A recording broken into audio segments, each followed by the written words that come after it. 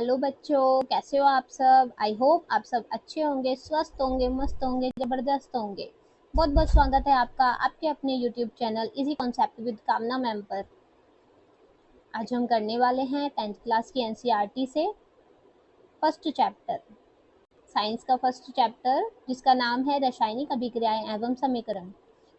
इसको शुरू करने से पहले मैं आपको बता देती हूँ हमारी आगे की स्ट्रेटेजी कैसी होने वाली है, कैसे हम अपने आगे के रिवीजन को कंटिन्यू करेंगे। देखो बच्चों, पहले हम एनसीईआरटी का एक एक चैप्टर लाइन बाय लाइन पढ़ेंगे। उससे क्या होगा, आपका जो कॉन्सेप्ट है बिल्कुल क्लियर हो जाएगा हर टॉपिक को लेकर। ठीक है, अगर आपको कहीं पे कोई प्रॉब्लम आती है तो आप कमेंट बॉक्स में कमेंट डाल के मेरे से पूछ सकते हो कहाँ पे प्रॉब्लम है, मैं आपको तुरंत रिप्लाई दूंगी। उसके बाद हम अपने खुद के बनाए हुए नोट्सों में से रिवीजन करेंगे। उसके बाद बिल्कुल शॉर्ट नोट्स तैयार करवाए जाएंगे आपके, जो आपको एग्जाम टाइम पे बहुत हेल्प करने वाले हैं। ठीक है, तो शुरू करते हैं पहला चैप्टर, रासायनिक अभिक्रियाएं एवं समीकरण। अपने दैनिक जीवन की निम्न स्थितियों पर ध्यान दीजिए और विचार कीजिए कि क्या होता है जब गर्मियों में कमरे के ताप पर दूध को खुला छोड़ दिया जाता है। क्या होता है जब हम गर्मियों में दूध को बाहर रख के भूल जाते हैं, क्या होता है, दूध फट जाता है। लोहे का तवा और तसला अथवा कील को आर्द्र जलवायु में खुला छोड़ दिया जाता है। जब लोहे को हम, आर्द्र जलवायु क्या होती है, नमी वाली वायु, यहाँ पे नमी होती है ज्यादातर सर्दियों में, कोहरा होता है ना, नमी होती है उसमें, तो क्या होता है, उस पे जंग लग जाता है, अंगूर का किण्वन हो जाता है। जब अंगूर कई दिनों तक घर बाहर रखे रह जाते हैं, फ्रिज में नहीं रखते हैं, तो वो भी किण्वीकृत हो जाते हैं, उनका क्या हो जाता है, फर्मेंटेशन हो जाता है। भोजन पकाया जाता है, भोजन को हम पकाते हैं तो पहले कुछ और होता है, बाद में कुछ और हो जाता है, तो उसमें भी तो चेंजेस आते हैं ना। हमारा शरीर भोजन को पचा लेता है, हमारा शरीर भोजन को पचाता है तो कई स्टेप से होकर गुजरता है, उसमें भी अभिक्रियाएं होती हैं। अभिक्रियाएं होती हैं मतलब रासायनिक अभिक्रियाएं, रिएक्शंस होती हैं।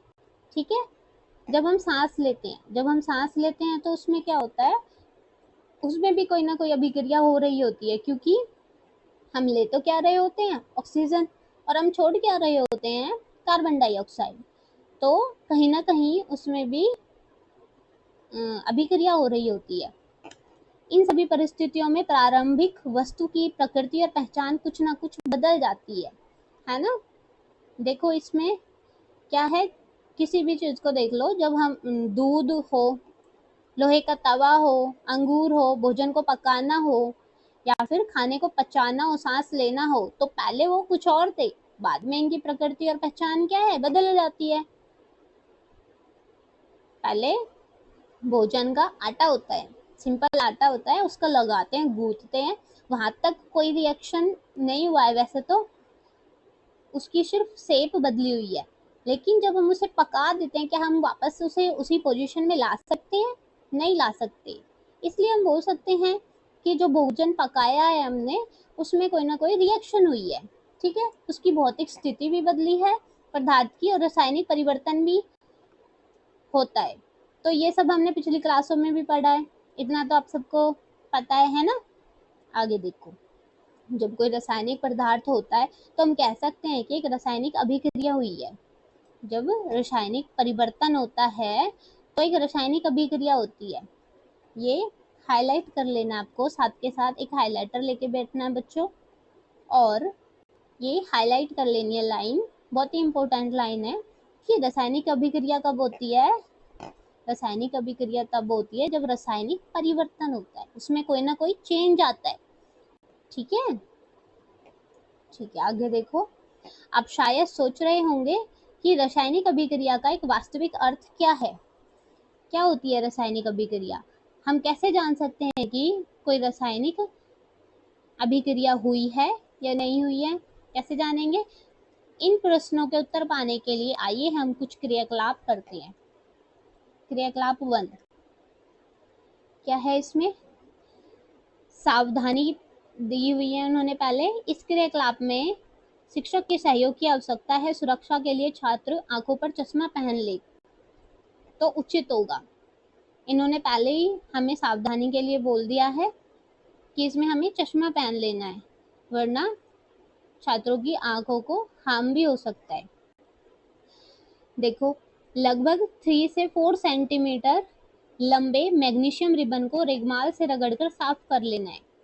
एक रेगमाल लेना है, ये इन्होंने इधर रेगमाल लिया हुआ है, उसे पहले साफ किया है रगड़ के, सॉरी मैग्नीशियम रिबन लिया है, सॉरी सॉरी सॉरी एक मैग्नीशियम रिबन लिया है, उसको रेगमाल से साफ किया है। ठीक है, ये मैग्नीशियम रिबन है। इसे चिमटे से पकड़कर सिपरिट लैंप पर या बर्नर से इसका दहन कराइए। ये सिपरिट लैंप है, ये चिमटा है, चिमटे से पकड़ना है उस मैग्नीशियम रिबन को, फिर इसका हमें दहन कराना है इधर। ठीक है, इससे बनी राख को, जो ये राख है, इसे वॉच ग्लास के अंदर इकट्ठा कर लेना है, जैसा इस चित्र में दिखाया हुआ है। और मैग्नीशियम रिबन का दहन करते समय अपनी आंखों को यथासंभव दूर रखें, जितना हो सके अपनी आंखों से दूर रखना है, क्योंकि ये आंखों को हार्म कर सकता है। उन्होंने पहले ही बताया था ना, चश्मा लगाना है। ठीक है, ये क्या बन के तैयार हुआ है? Magnesium oxide. क्या बन के तैयार हुआ है? ये मैग्नीशियम ऑक्साइड। इसने मैग्नीशियम के रिबन ने किसके साथ रिएक्शन की थी जो ये मैग्नीशियम ऑक्साइड बना? ऑक्सीजन के साथ। O2 होती है ना हमारे इन्वायरमेंट में, जहाँ पे हम रहते हैं, जहाँ पे हम सांस लेते हैं, वहाँ पे O2 होती है। अब दहन ही O2 से होता है। ठीक है, जब दहन होता है तो ये O2 के साथ रिएक्शन करके क्या बना रही है? Magnesium oxide. आपने देखा होगा कि चमत्कार श्वेत लौ के साथ मैग्नीशियम रिबन का दहन होता है और यह श्वेत चूर्ण में परावर्तित हो जाता है। क्या देखते हैं हम जब वो जलती है कि जो मैग्नीशियम रिबन है वो श्वेत लौ के साथ जलेगी। इसको हाईलाइट कर लेना बच्चों कि जो मैग्नीशियम रिबन है वो श्वेत लौ के साथ मैग्नीशियम रिबन का दहन होता है और श्वेत चूर्ण में परावर्तित हो जाती है। ठीक है, श्वेत लौ के साथ जलेगी और श्वेत चूर्ण बनाएगी। ठीक है, ये मैग्नीशियम ऑक्साइड का चूर्ण बनाएगी। वायु में उपस्थित ऑक्सीजन और मैग्नीशियम के बीच होने वाली अभिक्रिया के कारण होता है। ठीक है, अभी मैंने बताया ना क्यों होता है। मैग्नीशियम किसके साथ रिएक्शन करती है? ऑक्सीजन के साथ। जो वायु में उपस्थित ऑक्सीजन है उसके साथ अभिक्रिया करेगी और इसलिए क्या बनाएगी? फिर मैग्नीशियम ऑक्साइड। ठीक है, देखो दूसरा क्रियाकलाप करते हैं हम। इसमें क्या है? एक परख नली में लेड नाइट्रेट का घोल लेना है। किसका घोल लेना है? Lead nitrate. लेड को क्या बोलते हैं? सीसा भी बोलते हैं। इसमें पोटाशियम आयोडाइड का घोल मिला देना है। अब इसका परीक्षण करना है क्या हुआ। तीसरा है, एक शंक्वाकार फ्लास्क और परखनली में कुछ दानेदार जिंक लेने हैं। जिंक कैसा लेना है? दानेदार, मतलब कुछ दरदरा सा। दरदरा होता है मतलब उसे थोड़ा दरदरा कर लेना है। इसमें तनु हाइड्रोक्लोरिक अम्ल और सल्फ्यूरिक अम्ल मिला दीजिए। इसमें या तो तनु हाइड्रोक्लोरिक अम्ल लेंगे या सल्फ्यूरिक अम्ल लेंगे, दोनों में से कोई एक लेंगे। सावधानी क्या है? अम्ल का इस्तेमाल सावधानी से करना है। क्यों? क्योंकि जो ये अम्ल होते हैं, एसिड होते हैं, ये थोड़े हार्ड होते हैं। इनका यूज करने से, डायरेक्ट यूज करना तो अलाउड ही नहीं है। डायरेक्ट यूज करेंगे तो हाथ जल सकता है। इसलिए क्या जस्ते के दानों के आसपास कुछ दिखाई दे रहा है? आसपास क्या होगा? उसके बुलबुले बनने स्टार्ट होंगे। ठीक है, वो बुलबुले किस चीज के होते हैं? हाइड्रोजन गैस के। शंक्वाकार फ्लास्क या परख नली को स्पर्श कीजिए। क्या इसके तापमान में कोई परिवर्तन हुआ? तापमान भी बिल्कुल चेंज होगा। तापमान कैसा होगा? पहले से थोड़ा हाई हो जाएगा, क्योंकि एसिड क्या होते हैं? थोड़े हार्ड होते हैं वो वाले। ठीक है, देखो इस वाली इसमें रिएक्शन में ये किया हुआ है। यहाँ पे जस्ते के दरदरे से दाने लिए हुए हैं और इसमें तनु सल्फ्यूरिक अम्ल डाला है। ठीक है, तो क्या निकल रहा है? H2 गैस निकल रही है। देखो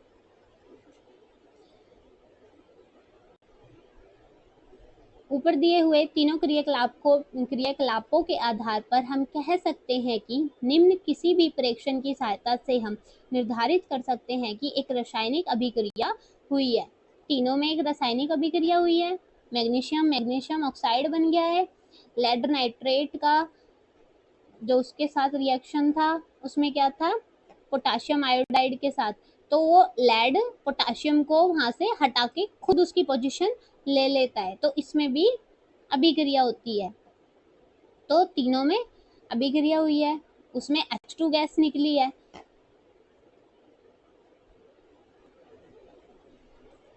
एक मिनट देखो,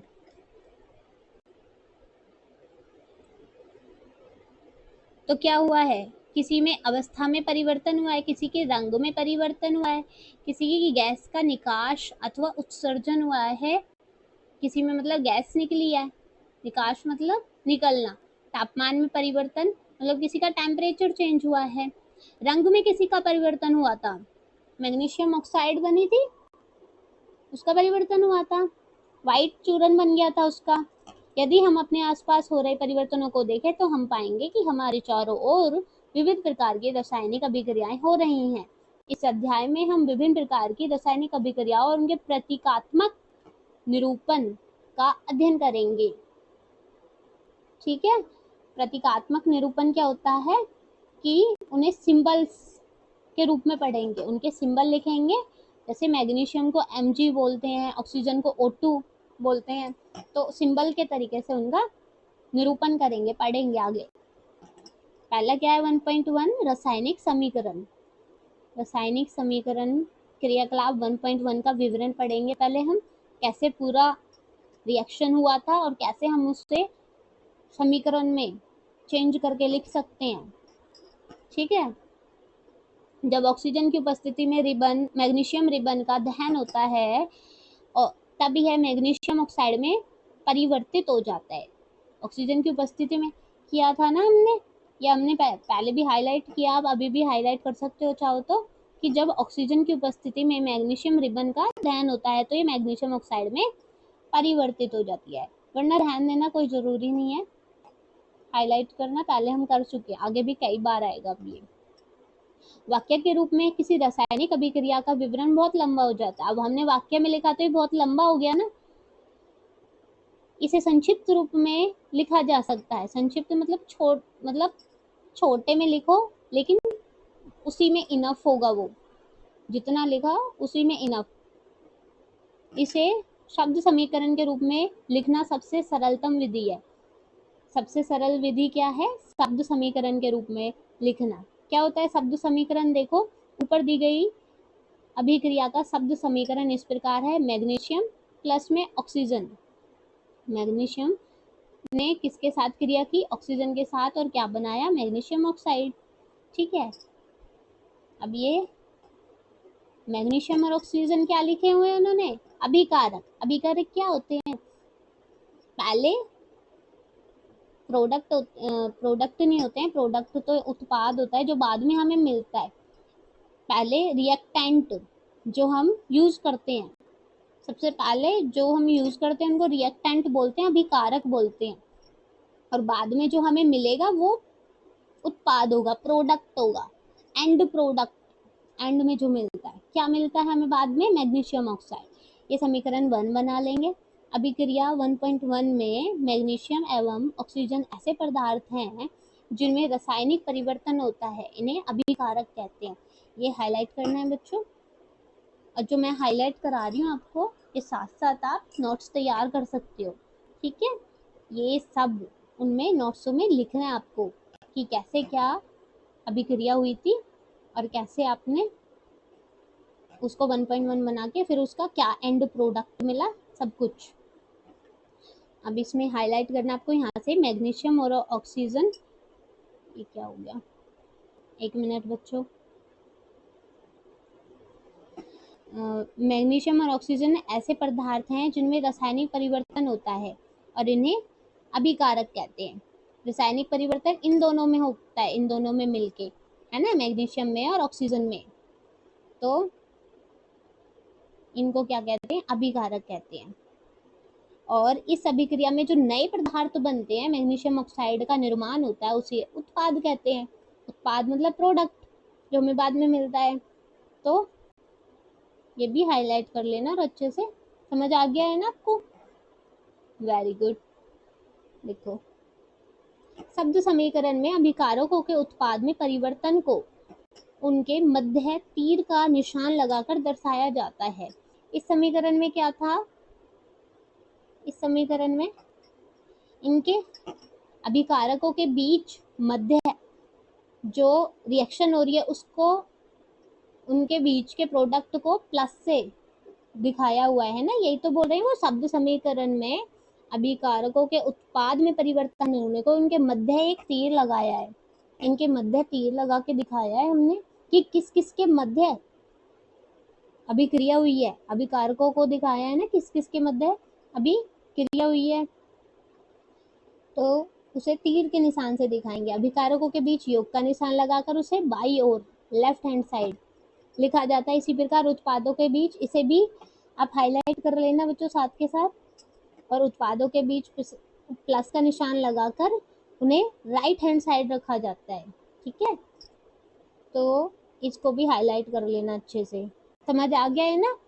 इधर साइड